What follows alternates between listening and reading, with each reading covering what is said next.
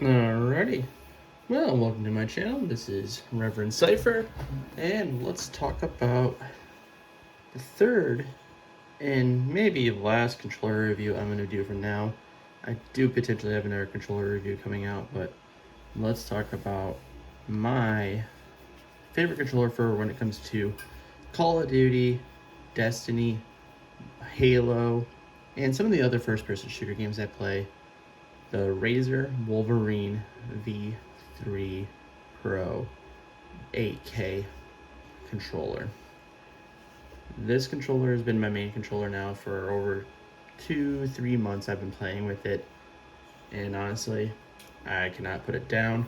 In my last video, I actually reviewed one of my other favorite controllers, the G7 Pro controller.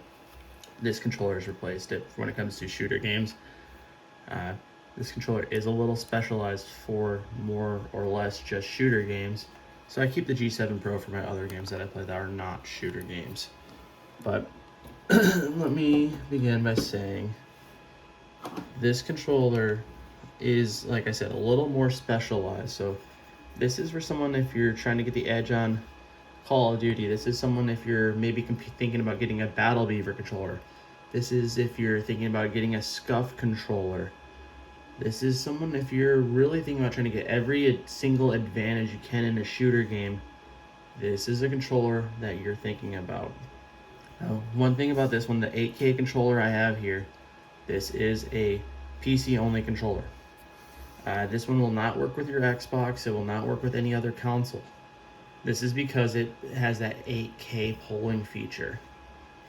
In my last video, I used the word 8K polling. That refers to how fast this controller can talk to your computer, how fast it can respond in game, how fast it takes like from you to hit your buttons or move your thumbsticks to it showing up on screen. Most like controllers, such as even the G7 Pro, this is the base model G7 Pro, can only do 1,000. Your Xbox Series Elite controller can only do 125, which is awful. That's why I gave it such a bad review.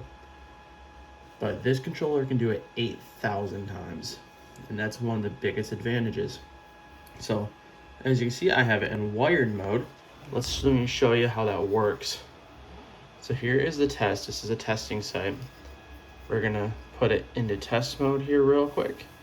We're gonna hit 1 for the left stick. And if you can see down here, I'm at my finger on the stick. We're gonna push it. Set over 7,352. Let's do that test again. So we're gonna hit 4 to skip. Oh, sorry, it's a little hard to do this live with one hand. I have to get like a little thing to hold my phone.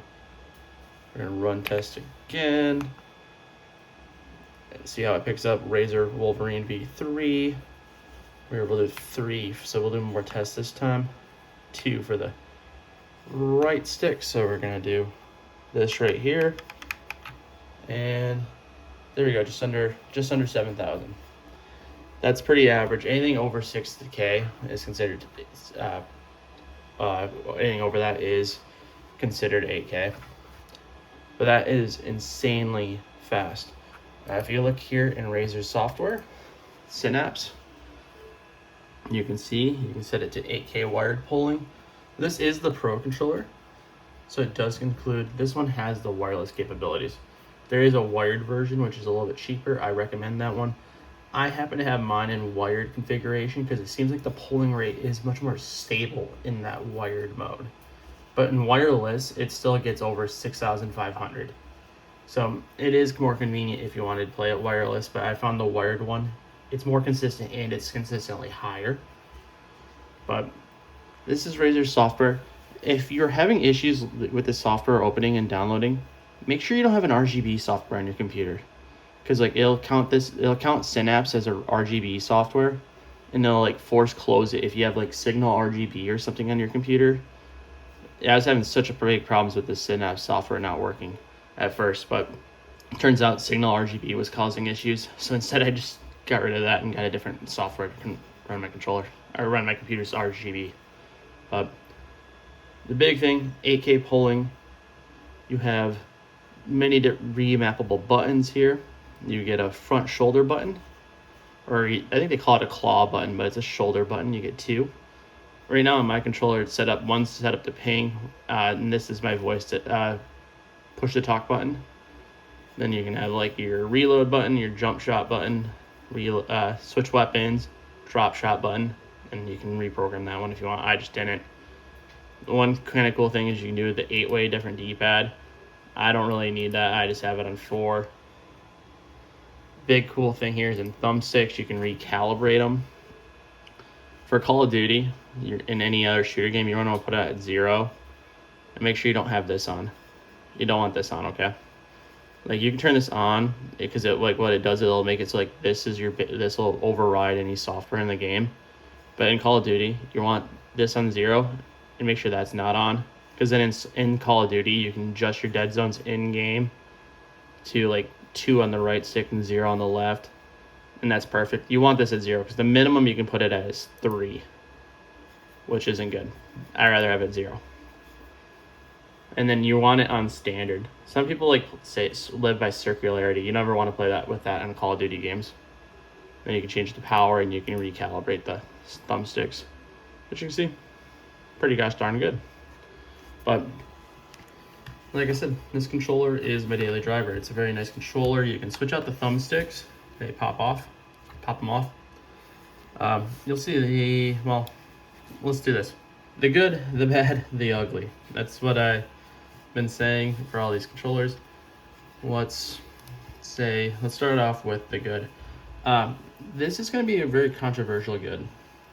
This controller is insanely light, and I love it. What makes this controller, one of the things I would say is makes it more specialized for Call of Duty and shooter games, is it has no vibration packs in it. They take out the rumble packs. There's no trigger vibration things. There's no vibration things in the handles. There's none of that. There's no audio jack. No fancy RGB lighting thing in it. No thrills. I like that a lot. This controller is, I think, 220 grams or something. It is insanely how lighter this controller is compared to the G7 Pro. And the G7 Pro is maybe a little bit smaller, or at least the faceplate seems smaller, but it's insanely light. And if you're playing for many hours or playing for a couple hours, it adds up. It's also nice because then you don't have to turn off vibration in every game you play. But that is a big pro for me because I hate vibration. So that is a big pro for me. The other thing I think that's a huge pro is this controller does come with TMR thumbsticks. I was kind of showing that earlier. TMR thumbsticks is the newest technology in thumbsticks, meaning this controller will not get stick drift. You can recalibrate it. You can play with it with insanely low dead zones. On my left stick, I play with 0. On my right stick, I play with 2. And that's really just because I don't like playing less than 2. I can maybe play on 1, but you can play on insanely low dead zones, which is a huge advantage in any shooter game because it lets you turn faster, it lets you move faster, it lets you strafe more. It is insanely important to be able to play on low dead zones in shooter games if you're looking for every absolute advantage. So, big, huge plus on that. D-pad is really clicky. Same thing with all the buttons here. These are all very good. You also do get the shoulder buttons up here. It is kind of hard to figure out because you do end up getting 6 buttons with the 4 paddles on the back and the 2 shoulders. At a certain point, it becomes a little redundant. Like I said, I use ping and push to talk up here. I'm trying to figure out a better way to maybe system to better use all 6 buttons. So I'm up for that. But that's all the really good things. You also, like I said, you do get a wireless dongle if you get the Pro version. And like I said, even in wireless mode, it still gets very much over like 6,500 polling rate, which is insanely awesome. It's once you get to like 1,000 from like when I went from playing with an Xbox Series Elite controller to 1,000 with the G7 Pro was amazing. But once I'm going from 1,000 to over 6K, that is you'll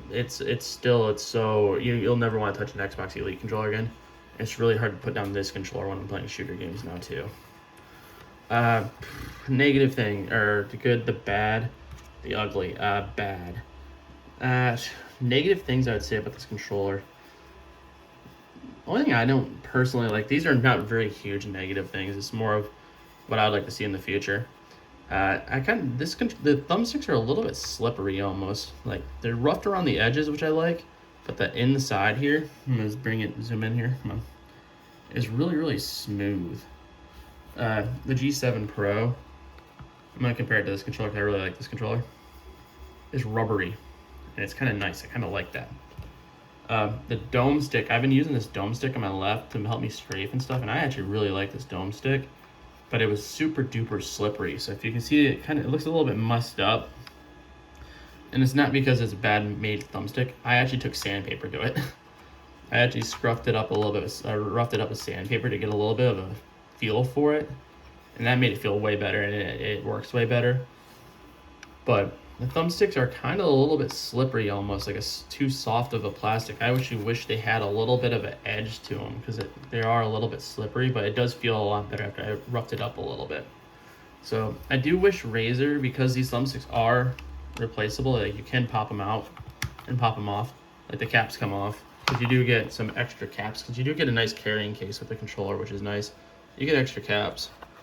I just wish they would have more options besides just these caps. I wish they gave you some extra caps, or at least you could purchase them with some different textures on them. I think that's one thing I would like to see in a newer version of the controller.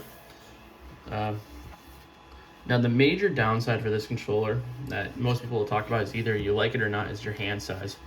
I wear like a size large in gloves, so then this controller fits my hand okay, but I did have to practice with it. Is these are a little stubby, the actual grips on the controller.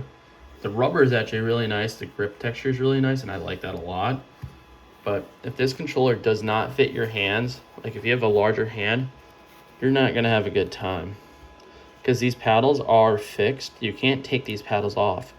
In their Raikiri 3 model, which is like a PS5 controller they make, you can actually remove these. Because sometimes at first I was having troubles, like when I would want to hit this paddle, I'd actually bump the top one, and it was really annoying to the point where I was trying to disable this paddle and trying to use the shoulder button instead up here as like the reload or something. But I wish I could have took this paddle off. Eventually I practiced with it enough that I got used to it. But this stubby little handle, it's either you're gonna like it or hate it, or it's not gonna fit your hand or not. And that's kind of hit or miss. And it's why some people prefer the Raikiri 3, and I understand why. It ends up fitting my hand pretty well. Like I said, I wear a size large, and like if you're wearing like medical gloves or if you work in a food industry, large gloves fit my hand. You do kind of have to see how my fingers fit. That's with both fingers basically on the two buttons. So it's going to be kind of hit or miss.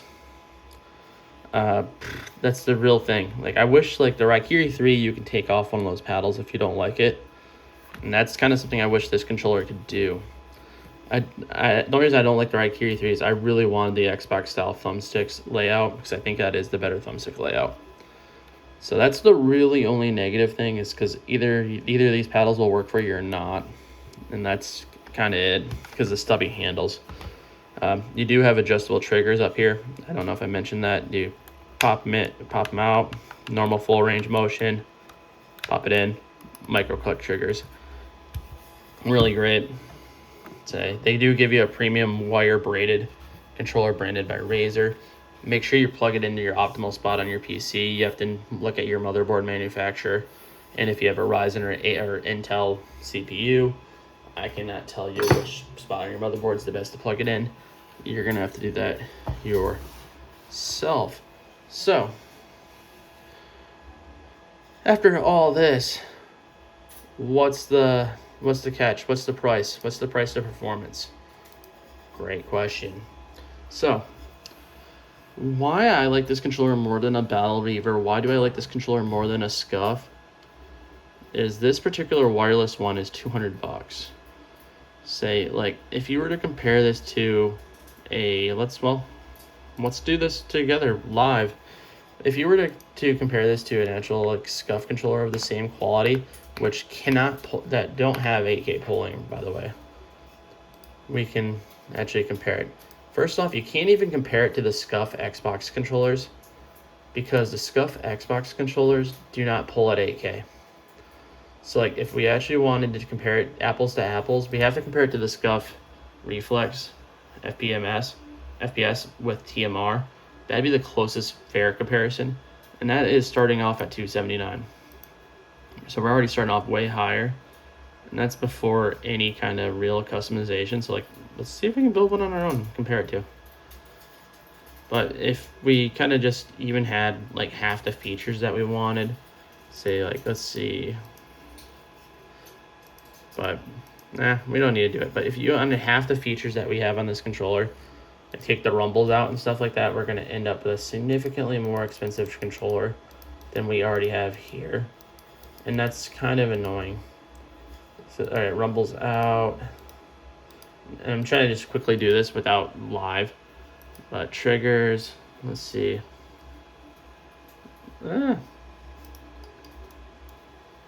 Say, I think they're already smart triggers. And let's see, thumbsticks, left, TMR thumbsticks, we want TMR. So let's see what this looks at. Let's see, left.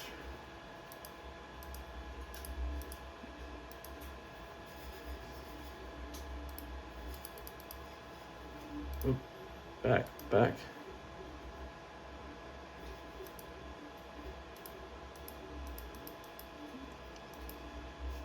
So same comparison, about $279 out the door for a similar kind of scuff controller that cannot pull at the same rate.